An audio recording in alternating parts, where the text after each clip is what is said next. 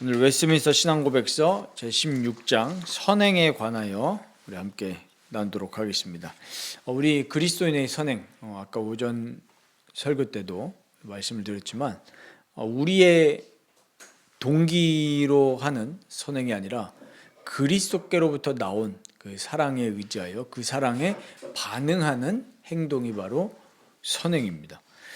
그래서 오늘 1절에 정확하게 말씀하고 있죠. 선행의 정의가 무엇이냐면 오직 하나님께서 그의 거룩하신 말씀 안에 명령하신 것들만을 가리키며 성경의 보증이 없이 맹목적인 열심이나 선의를 가장하여 사람들이 고안해낸 것은 선행이 아닙니다. 여기서 우리가 많은 이 오해를 갖고 있다는 걸 알 수 있죠. 그냥 우리는 단순하게 남을 도왔다, 그러면 선행이다 이렇게 생각을 하는데, 하나님이 말씀 안에서 명령하는 것이 선행이고 그것이 아니라 우리의 그냥 맹목적인 열심이나 우리가 이 선의를 가장해서 사람들이 고안해낸 것은 선행이 아니라고 분명히 말씀하고 있습니다.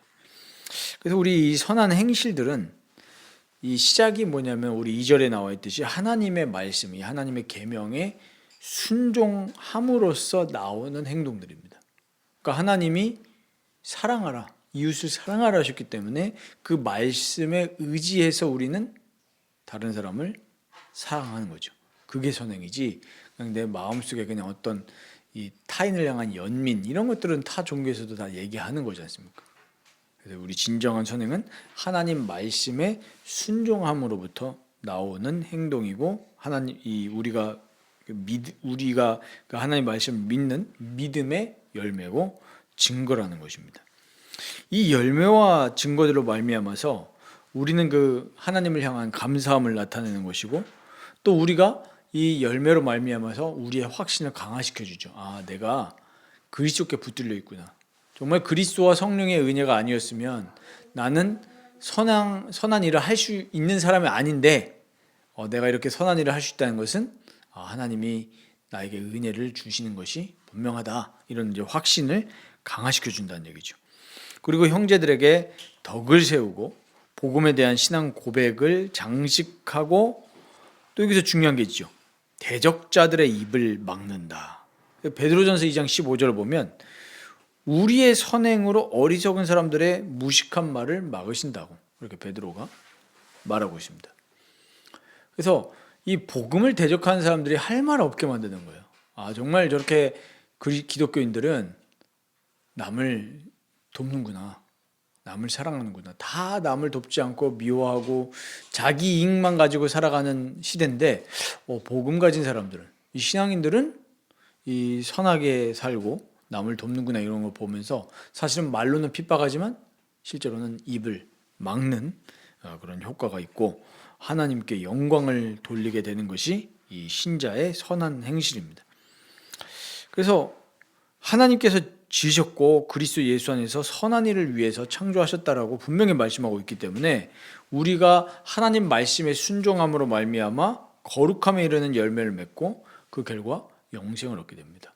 그래서 우리가 이제 구원에 대해서 계속 나누다가 오늘 선행에 대한 얘기가 나왔는데, 결국에는 믿음으로 말미암는 선행이지 믿음을 통해서 선행을 통해서 구원에 이르는 것이 아니라는 사실을 우리는 잘 정리를 해야 됩니다. 많은 사람들이 이걸 가지고 교회를 비판하다 보니까 교인들조차도 사회의 논리에 자꾸 영향을 받거든요.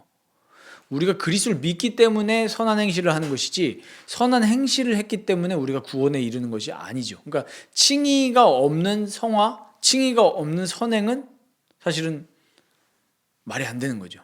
우리가 그리스도를 통해서 의롭다 말미암아 얻었기 때문에 그 그리스도의 의로 말미암아 우리가 선한 행실을 할 수 있게 된다는 것입니다. 그러니까 만약에 교회에서 자꾸 선행만 강조하고 그리스도 없는 선행을 자꾸 이렇게 강조한다면 사실 그것은 성경적 가르침이 아닙니다. 그러면 이제 또 이런 부류들이 있죠. 그리스도는 정말 얘기를 많이 하는데 그 성도들의 삶의 열매 속에서는 선한 행실이 안 맺혀요. 그것도 올바른 방향이 아닙니다. 그리스도가 우리에게 올바르게 선포가 되어진다면 반드시 우리 신자의 마음속에는 선한 일을 하고 싶은 마음이 자꾸 불러일으켜지게 되어집니다. 그것이 이제 3절에서 말하고 있는 바죠. 선행을 할 수 있는 능력이 우리 자신에게서 나오는 것이 아니라 그리스도의 영으로부터 나온다는 사실을 분명히 말씀하고 있습니다. 그러니까 성령님의 실제적인 그 우리의 마음을 변화시키는 감화가 없으면 사람은 절대로 변화되지 않습니다. 왜 우리 흔히 사회에서 하는 말 중에 그런 말이 있지 않습니까? 사람은 바꿔 쓰는 거 아니다. 뭐 이런 말을 세상에서 많이 하는데, 만약에 성령님이 일하시지 않는다면 맞는 말이죠. 정말 사람은 그 죄성으로, 뿌리 깊은 죄성으로 말미암아 변화될 가능성이 없습니다. 그래서 교화시킨다고 뭐 감옥에도 보내고 뭐 그러는데 뭐 교화가 안 되죠. 저희 교회 이름 중에 이 LIFE에서 E에 해당하는 우리 에디피케이션, 교화인데, 그게 어떻게 사람이 진짜 교화되고 바뀔 수 있냐니까 성령님의 감화가 있으면 사람은 변화될 수 있습니다. 그러니까 우리가 실제 선행을 할 수 있는 그 근원은, 원천은 바로 성령님의 실제적인 감화에서부터 시작이 됩니다.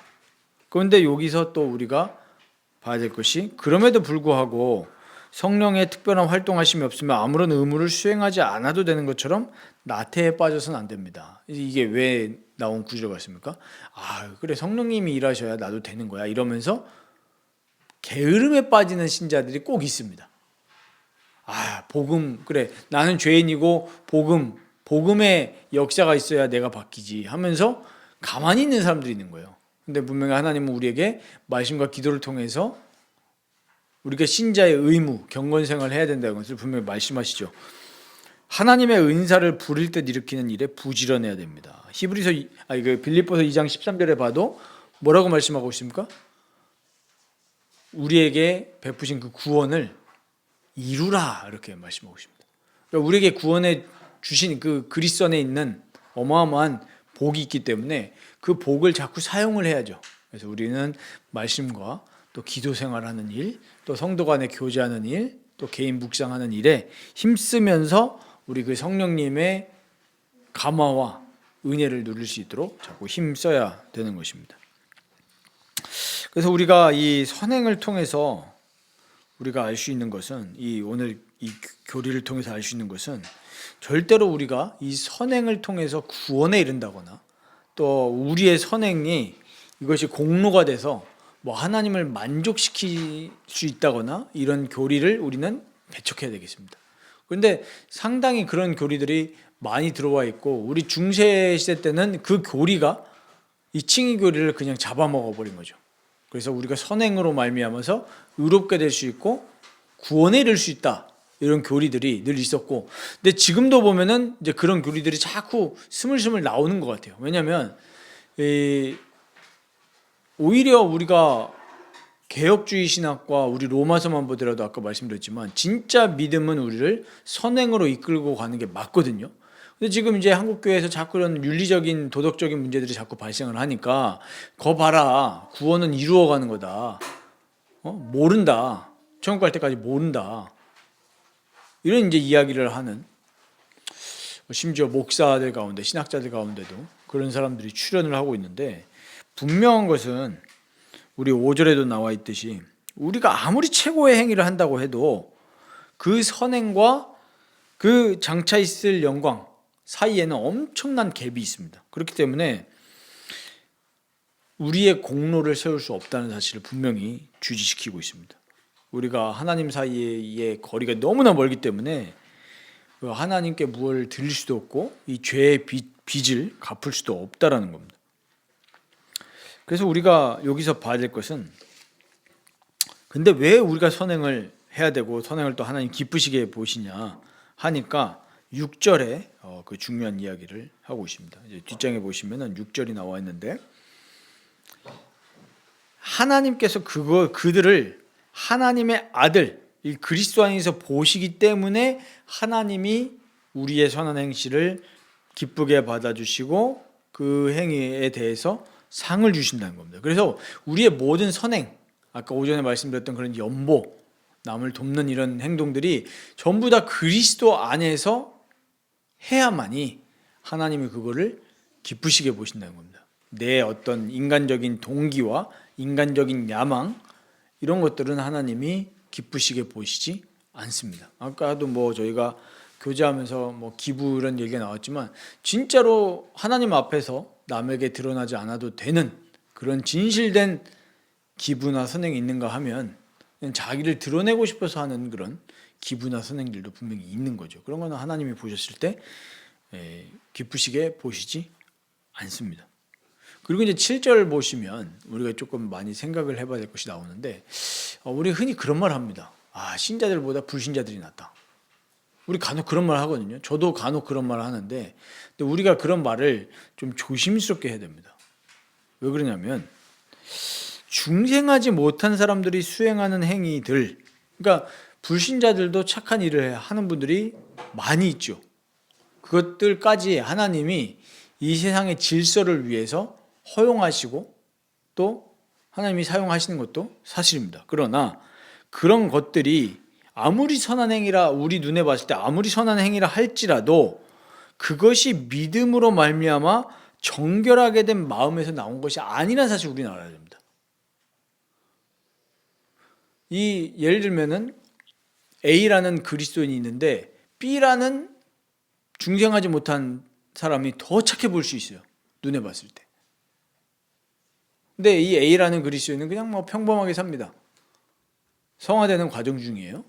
근데 C라는 제3자가 봤을 때, 야, 쟤는 교회 다닌다면서, B라는 중생하지 못한 사람보다 더 못한 것 같다. 물론 그렇게 표현할 수 있어요. 또 그렇게 보이기도 하고, 그게 사실일 수도 있습니다.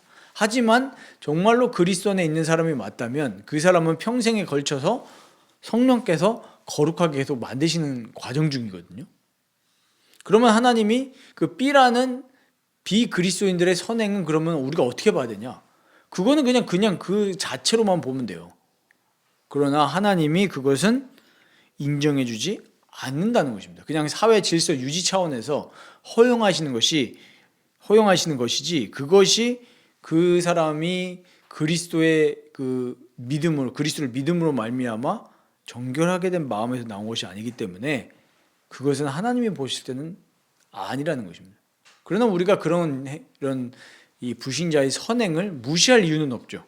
그냥 그렇게 받아들이면 됩니다. 귀한 일을 하신다, 좋은 일을 하신다, 이 정도지. 이것이 뭐 하나님의 영광을 나타내거나 그런 것은 절대 아니라는 겁니다.